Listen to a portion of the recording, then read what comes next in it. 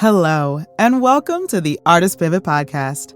On today's episode, I sit down with the multi-talented Lynn Harris, founder, author, former journalist, and CEO of Gold Comedy. We dive deep into Lynn's unique journey within the arts and entertainment industry, from her early creative passions to founding a company that's changing the face of comedy for women and marginalized voices.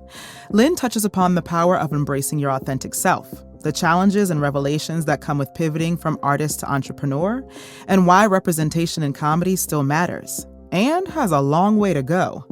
Lynn also shares insightful advice for artists navigating their own pivots, emphasizing the importance of staying true to your story and finding the right community to help you along the way. My top 3 takeaways from this episode are: you don't have to give up your core creative identity to succeed as a founder. Art is business, so own your value. And community is fuel for creative pivots. Whether you're someone contemplating a major career pivot or just a comedy lover looking for inspiration, this conversation is packed with real talk, laughs, and nuggets of wisdom you don't want to miss. Also, don't forget to like and subscribe to this show and leave a review if you so choose. You can also stay updated on everything podcast by subscribing to the monthly newsletter at ayanabay.com/podcast. And make sure to follow on Instagram at The Artist Pivot. All right, let's get into this episode. Hi, I'm Lynn Harris, and I'm on the Artist Pivot podcast.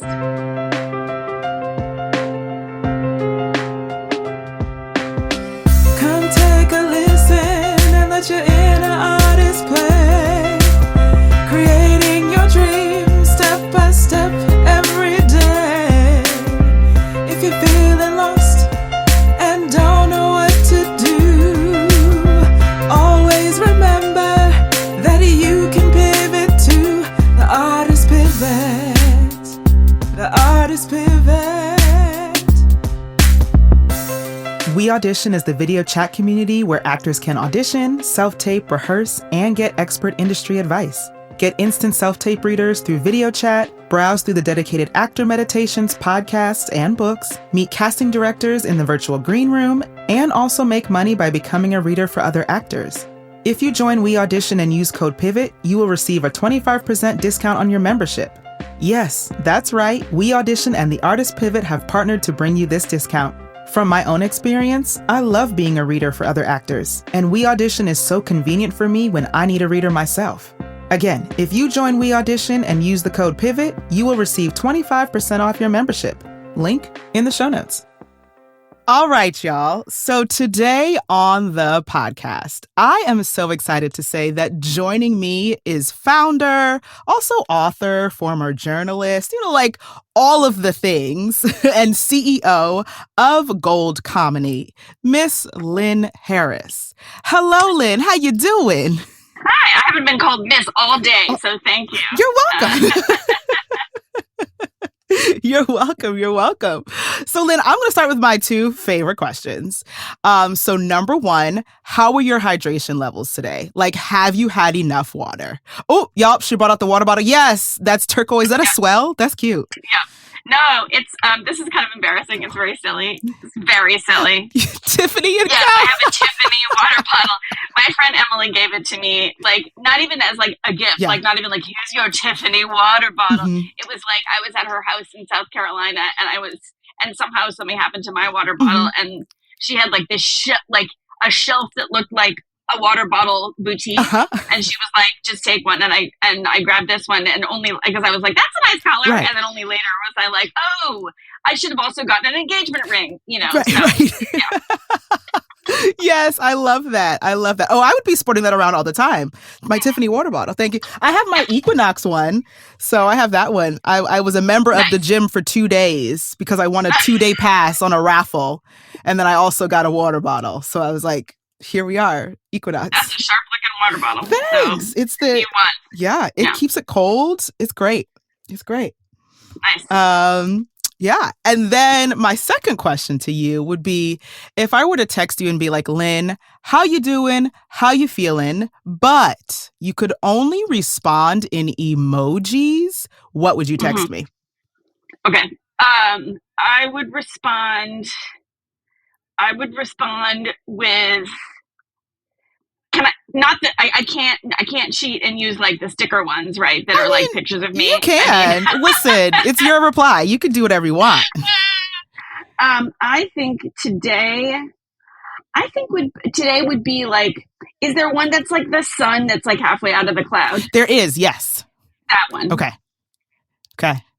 Yes. I love it. Okay. Thank you for that imaginary text. That's how you feeling today in emojis. You can really text me anytime and see what happens. Okay. I may take you up on that offer. Sure. I'd be like, Lynn, hey. And I'll be like, pizza. Right. Yeah, right. I'm like, okay, great. I'll take it. Yes. But Lynn, I'm excited to talk to you today because you've been in this game, or we call the entertainment industry a game, for quite some time and made some pivots and still going and bringing people with you, right? Yeah, that's a good way to put it. Yeah, bringing people with you. And I love that. And so you can take us as far back as you want, but what kind of started your artistic journey? Were you a person who was always like, I'm going into the arts, right? Or you were like, nah, the arts kind of tapped me on the shoulder eventually and was like, oh, that's what I got to do? I was always I'm going into the arts person, but I wasn't. I'd be lying if I said like, I've got a dream and nothing will stop me. Okay. It was just more like a very calm, powerful tractor beam. Okay. That's just like, that's what I knew. That's what I was drawn to. Yeah.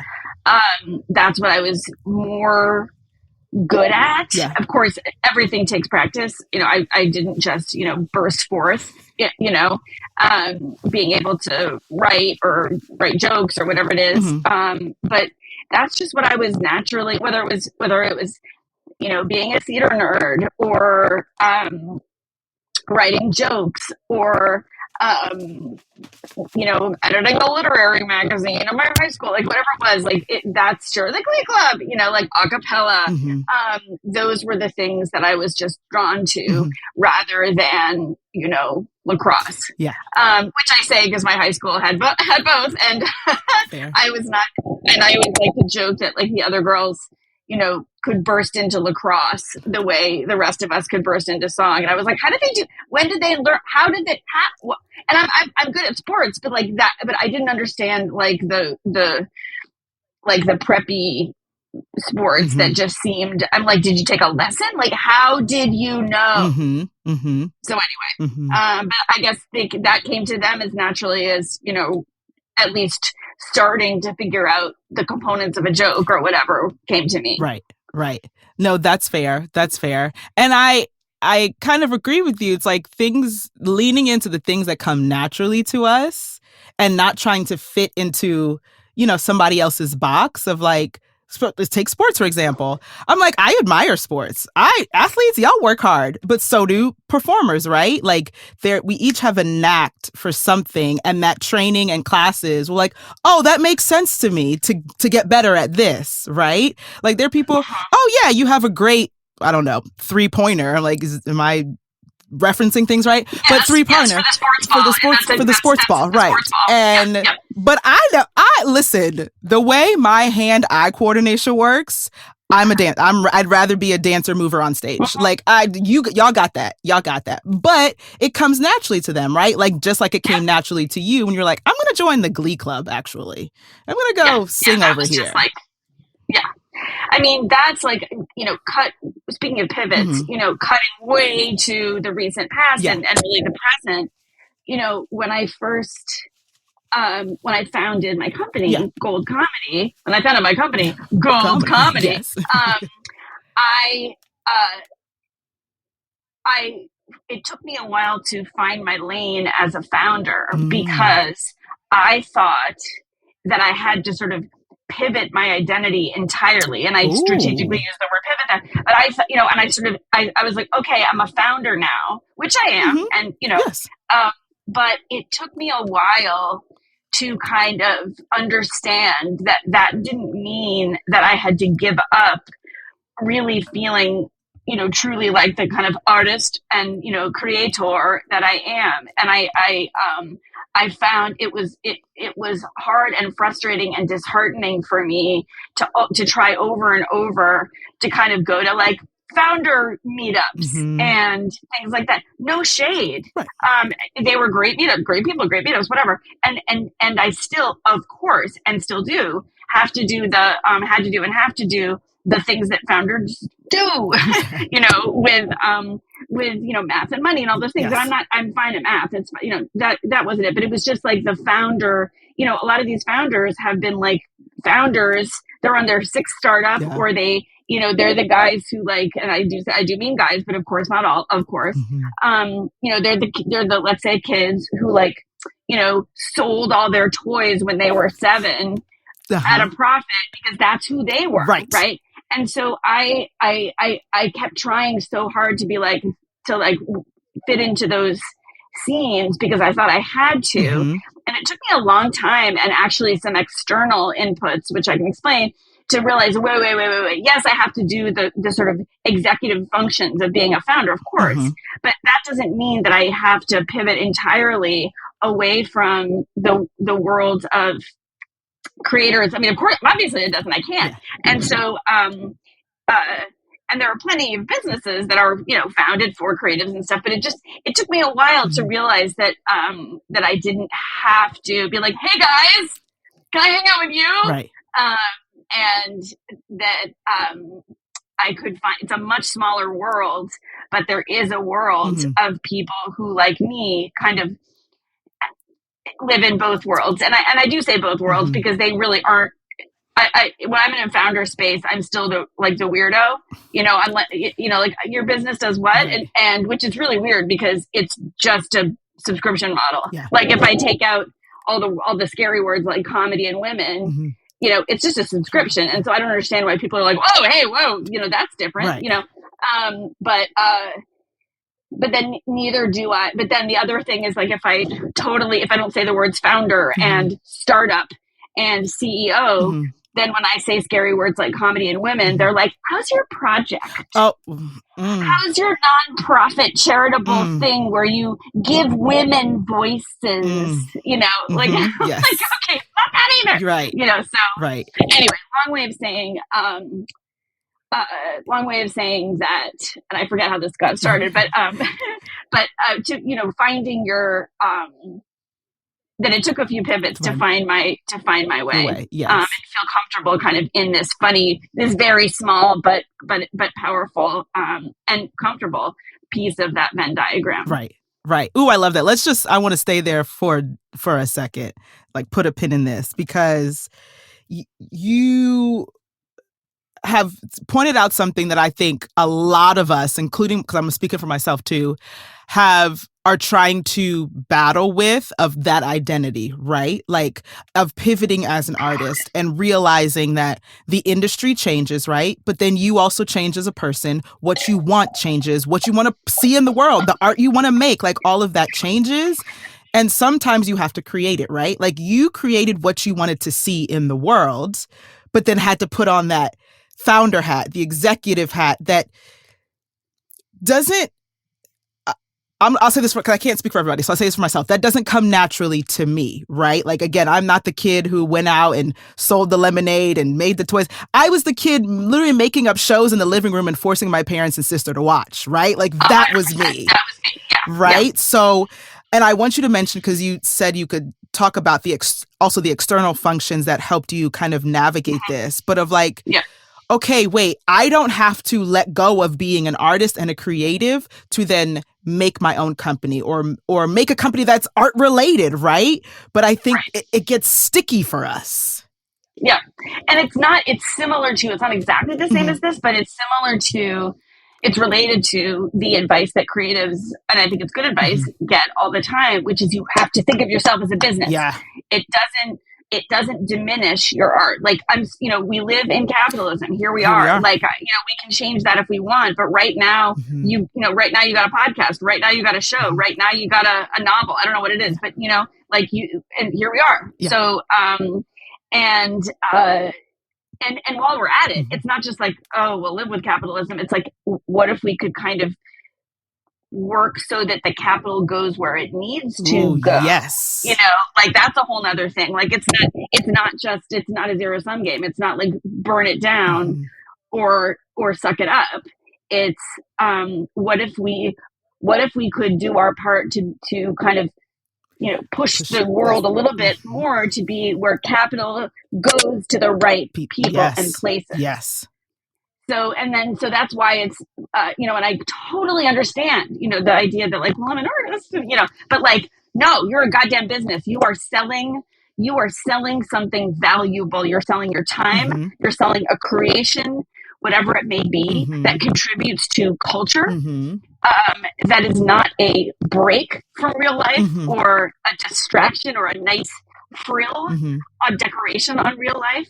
It's part of what we inhale every day. So like you should get paid, and if you're going to get paid, you got to run your shit like a business. Right. So sorry, you know. And so many creators are great at that. Other creators, and on, you know, no shade to anyone, you know, who is, you know, struggles with that a little bit. And it's not just artists either.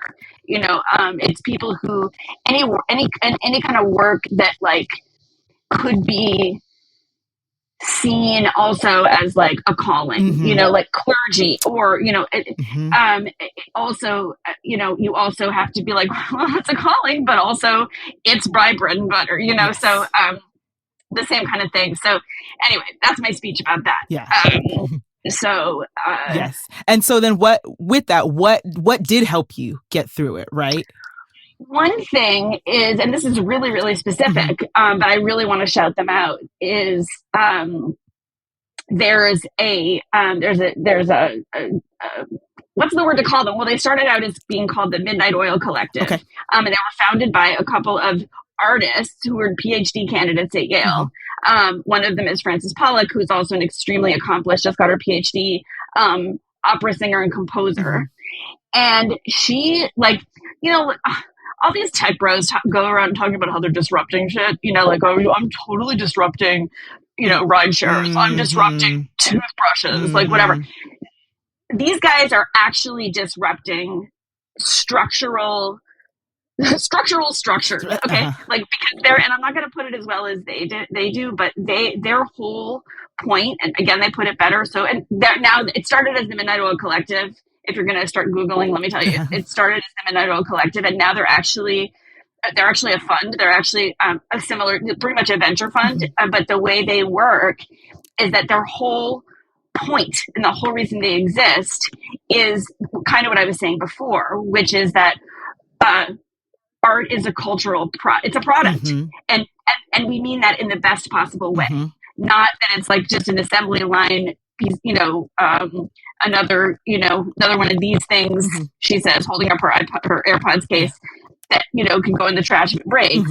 But like it's an important cultural product, and their whole like kind of question is, why don't investors and why don't kind of the machines of capitalism understand art to be an investable, franchisable, valuable commodity, and I'm again in the best way, right. Product in the best way. So, and again, they put it better than I do. But so I kind of started like getting on the newsletter. Like I know them now, and going to events and conferences and summits where I finally didn't feel like the weird theater kid trying to be popular with the VC dudes.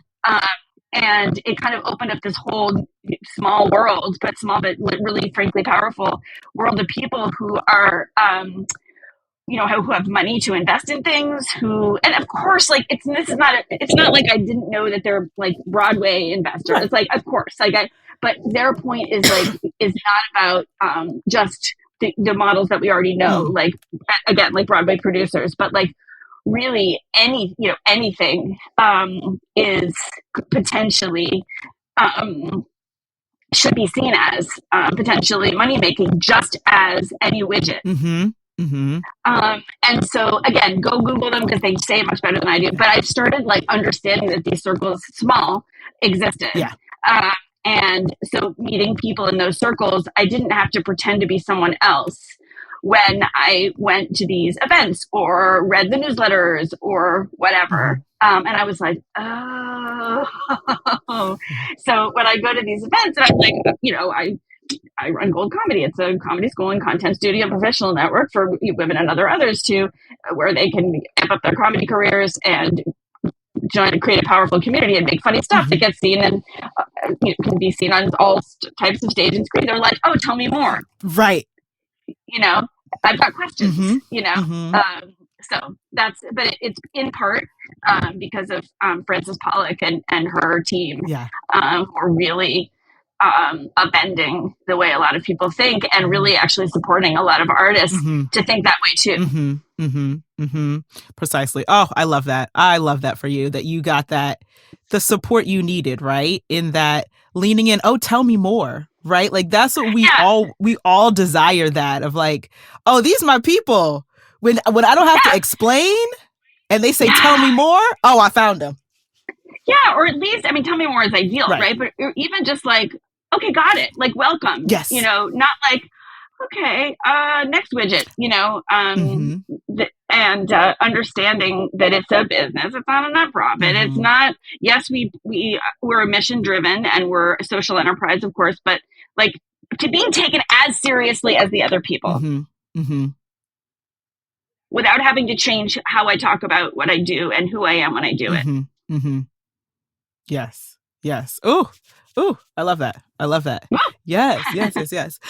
So then my next question to you would be, then before you even founded Gold Comedy, what was like the impetus to do it, right? Like, I think also as artists, we have so many ideas and but so many of them actually come to fruition. So like, what was your transition into that to be like, no, I'm going to make this. I want this in the world.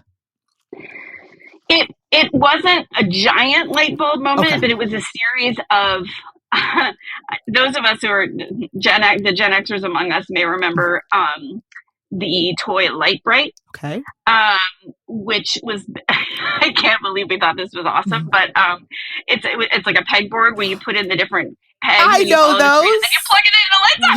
Yes. Okay. Yes. So it was more like I kept going like, and then I plugged it in and I was like, okay, this is what I'm doing. And I just thought of that metaphor right now, and I can't believe it took me about 10 years. But anyway, it happened right here. Love it. Yeah, and so it's a combination. It kind of the image of it emerged on the Light Bright.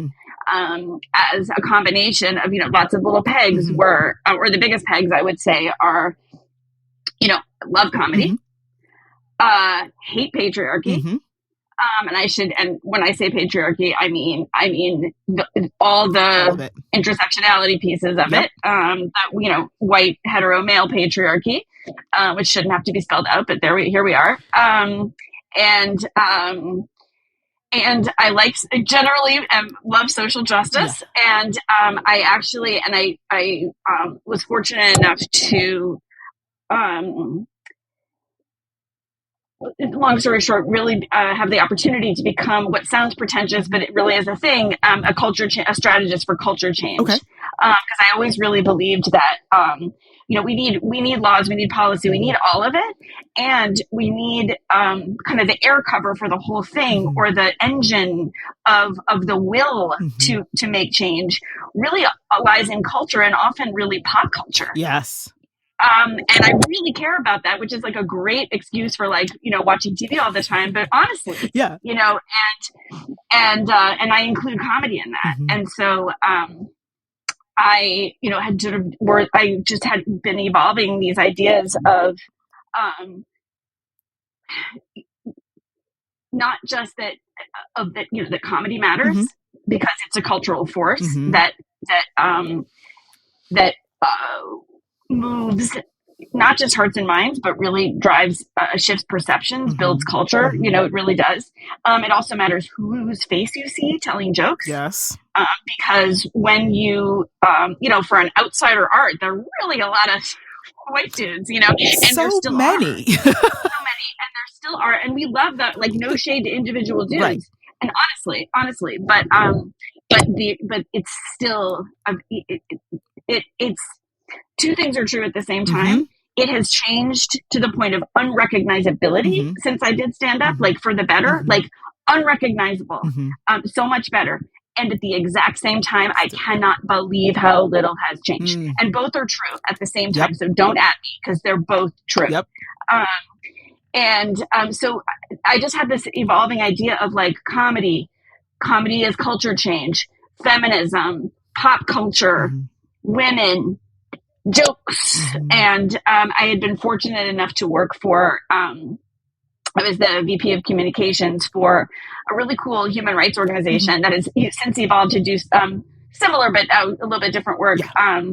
But the basic idea was using pop culture to make human rights issues real and relevant and actionable. It's called Breakthrough. And so I was really schooled, and it was already stuff I believed in, but I was really schooled in kind of the mechanisms and measurements of culture change through working there. And then I was like, okay, how could I use these skills to keep doing comedy things for the women's and others. And those were all the pieces of the light bright that started to come together. Yeah. Oh, I love that. So it's what I'm hearing is that it's these components of your life, right? And like what you love, what you feel called to do, what you feel passionate about. You were putting the pegs in and going, oh, wait, I think this makes something, right? And not necessarily, oh God, I have this brilliant idea that just came to me in a dream, right? And so I think we also have to give ourselves grace, because it's going to take time. Like that took time, right? It took time. And I mean, part of this is very like startup language. Like it took me a while to understand who my core customer was and understand how to really, focus on that person and not just be like, no, we're for everybody. And all the mistakes that the founders make, I made. But what we really landed on is just this, the driving idea that is really crystallized is, let's first of all make it easier for women and others to succeed in comedy because they matter, comedy matters, and also it's a job. And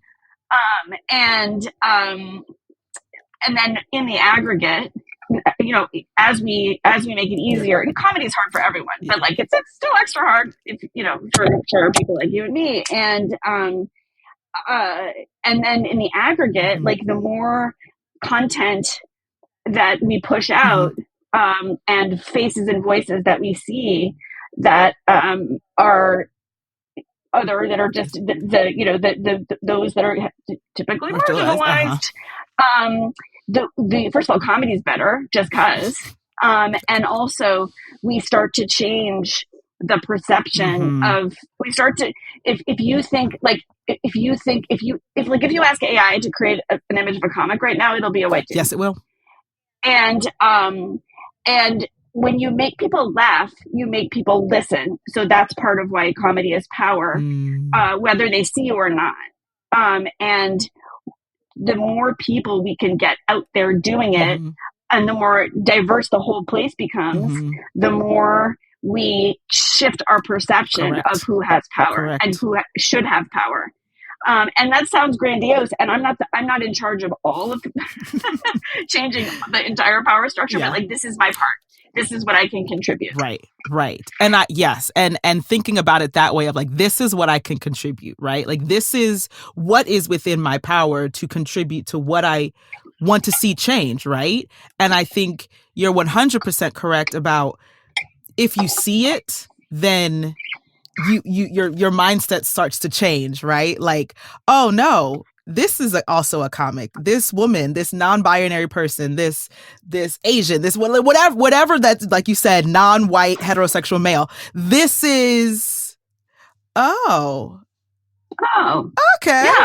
I don't have to call them a female comic or a black comic or an Asian comic. Just call them a comic. Right, they're a comic. Period. And Cameron Esposito, who is one of my favorites, she wrote this years ago, and I always think about it. She also said that kind of diversity and inclusivity is good for straight white dudes as well, because if you go to a show that's like, and believe me, this is entirely likely, you go to a show that's like a whole bunch of straight white dudes and then one person of color or one woman or whatever it is. You leave the show and you're like, okay, right. That guy was funny. Which one? The one with the one who Right. which one was it, and whereas if you have a couple of straight white dudes on a show and a couple of everyone else on the show or whatever, then you're like, that guy was amazing, that guy was great, I loved how he talked about how he doesn't believe in ghosts or whatever it is, right? And so and it makes you stand out too. So like, I'm not trying to destroy things for deserving, wonderful straight white dude comics. It's just like, frankly, the more diversity, the better. Like, this rising tide lifts all ships, and yeah, it might mean in the short term that they don't get every gig they want. This may happen, like, as people, like, it might happen, and I'm sorry, but it you'll be fine. Right. They'll be fine. Y'all will live. You'll be fine. You'll be fine. But I think it's that people don't realize that diversity and inclusion and just giving everybody a chance, no matter how they show up in the world, because none of us controlled our bodies and our genders and all of that stuff. But that benefits you. Like, having literal all of the people represented benefits everybody. And like, how come people haven't clocked into that yet? Yeah. And I understand. I mean, I do understand, because I know that there are dudes, and I really do understand this, who are like, I didn't get the gig because they don't want a straight white dude. Like, I get, like, that's like, it's a bummer that you didn't get the gig. Right. And I don't wish you harm, or I don't wish you to not get gigs. But it's a little bit like a balancing of, and I don't want this to make you feel better, it won't, but like, it's a little bit of a balancing of the universe, because then I will tell you about every time that they said, I'm sorry, we already had a woman on the lineup. Yeah.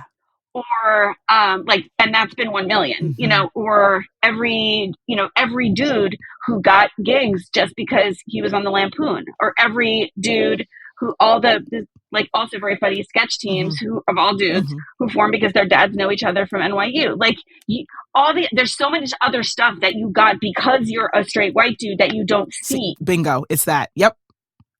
And again, I don't mean to be like snarky. I don't mean to be mean. Comedy is hard. You work hard. Everybody works hard at it. So like, no individual shade, but like, sorry, but not sorry. Yeah, there'll be another gig. There will be another gig. And like, it is what it is, and it ain't what it ain't.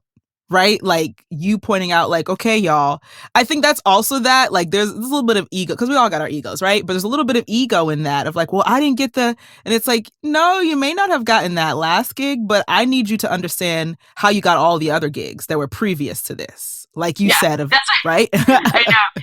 Cindy Gallup, who's a friend of mine and also like a super expert in all sorts of, she was an advertising genius, and now she's trying to change to end rape culture with her amazing company called Make Love Not Porn, and she has a lot to say about white dude privilege in the advertising industry and elsewhere. And the way she talks about DEI is so smart. She's just like, okay, you're worried about that one guy of color or one woman of color or whatever, like, how do you think all those other guys got their jobs? Like, it was DEI for them until now. Do you know what I mean? Like, it was affirmative action for like the mediocre white dudes, until she puts it better than I do. Right. But like, we've always been hiring based on identity. Always. You just didn't notice because it was you. Yeah. Yeah. That right there.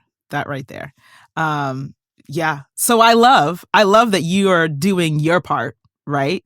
The part that you're like, you know what? This is what I can contribute to the greater community and the greater like push to just be like, hey, women and non-binary and others deserve to be in comedy, period. And you're not going to tell me otherwise. Yeah. And as I said, it is getting better. It's gotten so much better. But but at the same time, all 5 late night hosts who we love are white dudes. Yes.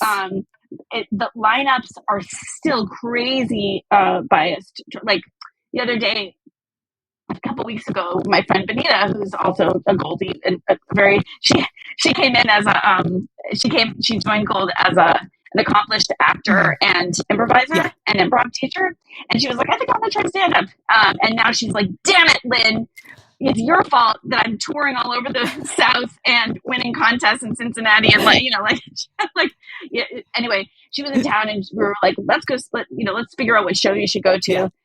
And this is like this year. Yeah. And we looked at the lineups for a very famous comedy club in New York that had several rooms, so a whole bunch of stages. And we were like, let's see. Looking down, 6 rooms that night, 6 or 8 shows. Yeah. All of them had one woman. Oh, wow. Mm-hmm. Now, I mean, with a margin of error being like, maybe that person named Sam or Chris was, I don't know. Right. But, and honestly, I don't know people, and many of the people I did know, but not all of them. So like, there was a margin of error here, but it didn't look good. Right. You're like, something ain't right. Something ain't right. Yeah. And that's, I mean, and women tell me that. I mean, there was someone else who I know, a woman who was touring with, very experienced, who was touring with 2 dudes. And they all did their thing in the room with the bar. And then they all got drink tickets as part of the thing. And the bartender, they all, went to, get their drinks. And the bartender took drink ticket, and then looked at her and said, that'll be $10. What? And she was like, and he wasn't trying to do, like, he just didn't see her as comic. Like he assumed that the other 2 dudes were, I'm not sure how much attention he was paying to the show. That's fine. Right. He's working, but like the automatic assumption. Right. Drink ticket, $10. I'd also like to know where I can get a $10 cocktail, but anyway. Well, that's a whole other conversation, right? Like, cause let's go. But yeah. Wow. I know. And that was this year. Yeah. So anyway, but like, oh my God, so many things are so much better. I can't even tell you. It's that. And like you said earlier in the episode, 2 things can be true at the same time. So much has changed, yet so much has stayed the same. Right. And and it's a great time for other people to do these pivots now. You just made me think of this because I was thinking about Benita, who wasn't a huge pivot. She was already a performer, but like we have someone, I can't prove this, but I think there are more opportunities, certainly for people who don't fit the comedy norm to get into it. In whatever, not just maybe, certainly as stand-ups, but doing other things as well, writers' rooms, all those things. Like Zarna Garg just blew up, and she's like stand-up. Yeah. She blew up like recently. And after her friends were like, you're funny, you should do this. And she's like, doesn't fit the description of like, I did all the improv stuff in college and now I'm living in Chicago and doing the Groundling. Like does not fit that description. Anyway, we have Rocky, who's a grandmother, who, she's youngish, whatever, compared to what, I don't know, but doesn't fit the stereotype of like, she's not a grandma emoji. Yes. Okay. Yep. And she is a retired high school teacher. And apparently retired firefighter, which I just found out. Okay. And she came to us, she lives in North Carolina, came to us curious about stand-up and is now not only kind of running the rooms all around near where she lives, but she has now developed, she's hilarious, by the way, like naturally, gifted, really gifted. Yeah. Naturally, now not only is she like just doing stand-up and sketch all over the place near where she lives, she's bringing her solo show to New York City to be in a festival that's being run by someone else, another instructor, Iris Barr, who works with us, who's amazing. And like Rocky, I mean, she's like, I guess in her 50s or 60s, she has great, she's always like on our Zooms with like a grandkid and that like just off screen and works so hard, but like it is a moment where she's Black, she's Muslim, she's not young, she looks young, but you know what I'm saying, like she's not like she has many things against which there are biases, and I can't say for sure that she wouldn't have gotten famous a while ago if she just put her mind to it, because she's talented, but I wonder more if X number of years, if 30, 20 years ago, it would have been more like, more interesting that she's different. Whereas now she's just funny.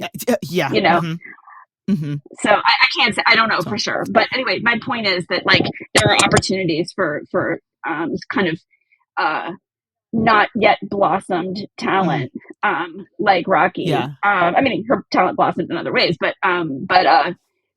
I think I have a hunch that there's just more room now. Like there are friendly open mics and Right. just more places where she can do her thing, even in not, even in smallish town North Carolina. Right. Right. And the internet helps too, obviously, because she found gold, and we're mostly online. So, but we have a lot of people like that, who are like writing and pitching shows in their, who are not necessarily quitting their day jobs even because they're accomplished like in other things, but they're like, I got this show idea that I can't get out of my head, and it's been there since I was 17 and like, let's do this. And so, and that's a pivot, in their own way too. And I think I think writers' rooms and showrunners and development executives now, I know they are looking for more interesting, overused word, diverse perspective stories. And so like it's a good time for that pivot. Yes. And you're a part of it, right? Like you're a part of people being like, I have an idea. Lynn, wait, listen, let's work on this, right?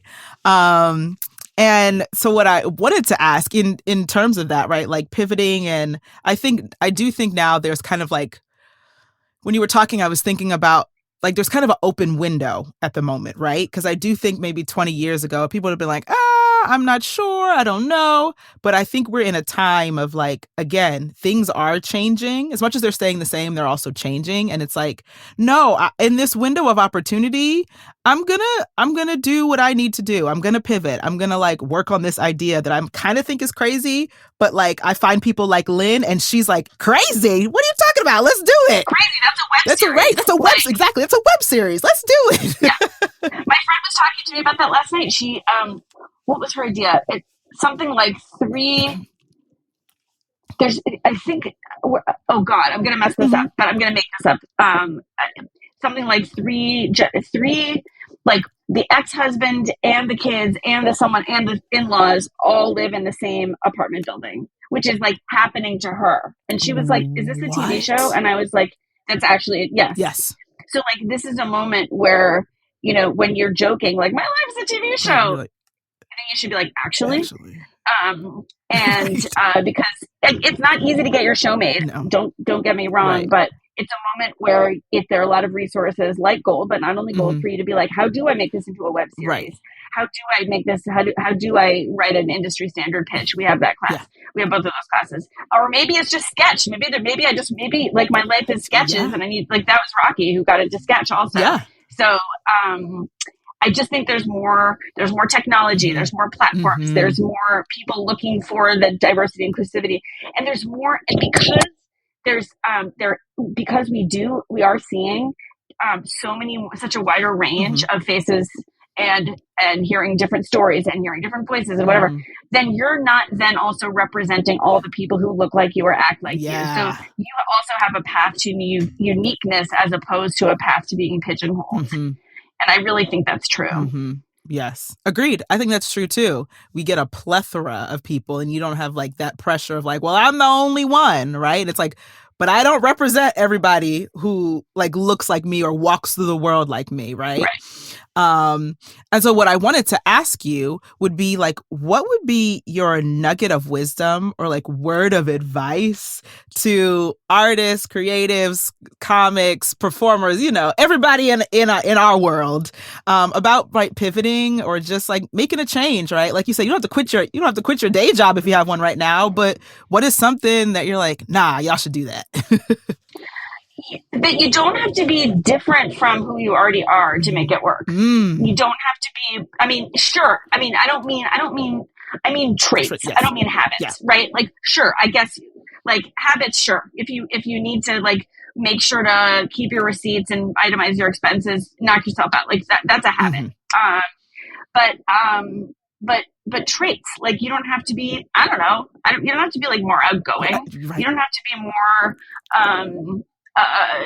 maybe you don't even have to be more disciplined. I don't know, but that's more of a habit. But like you don't have to, like, your story is already good. Your life is already funny.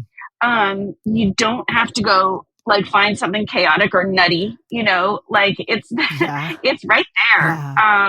And I know that's a little bit preaching to the choir because you're talking about speaking to creatives, but and like it's a really good time to not compare yourself to others. Ooh, yes. Because it's just a really good time to not do that because of what we've been talking about, because so many different lanes are opening up for so many different kinds of uniqueness. And you don't have to be on all the platforms. You don't have to do all the things. You don't have to do stand-up and sketch and improv. You don't have to be on TikTok and Instagram. Like goes back to what we were saying before. Like I don't have to hang out with those founders to be a founder. Nope. So it's really like do what makes, this is like corny now, but like if you're doing what makes you laugh, then you'll find your audience. You can't just, if you're, to be realistic, don't at me, if you're doing what makes you laugh and it's not getting traction, then that's a puzzle to solve, right? Yes. But you're not going to solve it by doing stuff that doesn't make you laugh. Yeah. Understood. Or movie or whatever. I'm not talking only to comics, but do stuff that gives you the feels, whatever the feels are. And you don't have to change. My late mother would have said this, don't change who you are in order to do something, to do X, Y, Z. Yeah. Oh, yes. Lynn, thank you so much for sharing. Thank you. So before I let you go, where can everybody find you out here on the internet streets? It's pretty hard to not find me. There is, and we're friends now, there is a very accomplished movie producer who I do not compare myself to at all, who's also named Lynn Harris. And there's also an actor in like a video games actor who has let's just say a large lusty fan base. And sometimes I get confused for them, but I'm also still really easy to figure out which one I am. So anyway, but I did score Lynn Harris at Instagram. But I'm just as happy, more happy if you find us at Gold Comedy. So it's goldcomedy.com and same Instagram, Gold Comedy and GOLD. And we always have so many cool things going on. We have a 2-week free trial. I should say that we operate, as I mentioned before, on a membership basis because that conveys the idea that who we are is not a drop-in to take classes place. So you could do that. You could totally do that. But a community and a powerful professional network. So when you pay by the year, it underscores the idea that you are in. And most people stay 2 years or more to really, and then all the classes that are included. So you can take classes over and over. You take all the classes, they're included. So the power is high, the stakes are low, but the strength of the community is mighty. Yes. Oh, I love that. So don't worry, everybody. All of that will go into the show notes, so it is easily clickable. And Lynn, I must say to you that I acknowledge you, I celebrate you, and I uplift you. Thank you. Received. Thank you. You're very welcome. Likewise, I'm so glad to get to know you. Thank you. Same. Thank you so much for joining me. My pleasure. This show is hosted and produced by me, Ayana Major Bay. Show editor is Kieran Niement. Show theme song lyrics written by Ayana Major Bay and Melissa Victor. Make sure to like, subscribe, and share this show with your friends.